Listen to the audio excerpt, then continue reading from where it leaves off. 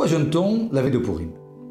Le Ta'anit Esther n'est pas mentionné comme les 4 autres jeûnes, 17 Tammuz, Tisha B'Av, Tzom Gdalia, 10 Tevet, par le prophète Zecharia au chapitre 8 de son livre.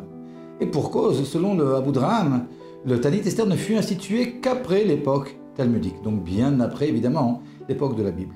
Alors pourquoi est-ce que l'on jeûne? D'après certains, ce jeûne est un souvenir des jours de jeûne qui ont été décrétés par Esther lorsqu'elle est rentrée chez Achashverosh.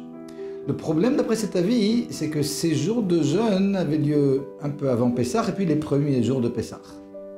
L'avis principal est celui du Sheiltot, qui pense que ce jeûne est en souvenir du fait que lorsque l'on part en guerre, alors il y a un jeûne qui doit être proclamé, il y a les personnes qui vont en guerre et puis ceux qui ne vont pas en guerre, alors jeûne. Mais seulement le rabbi pose la question, d'après ce deuxième avis, alors pourquoi est-ce que ce jeûne s'appelle Ta'anit Esther, jeûne d'Esther? D'après le premier avis, c'est en souvenir du jeûne qui a été institué par Esther. Mais d'après cet avis, quel rapport avec Esther? Et le rabbi répond comme ça, de façon très originale.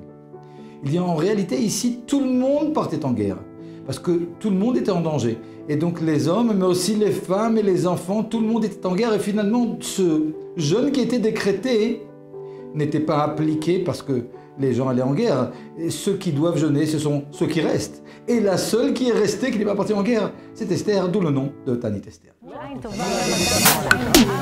Moment of Wisdom, some brief and life-changing moments. Join us. Subscribe to Moment of Wisdom channels on YouTube, Telegram, Facebook, Instagram, and WhatsApp.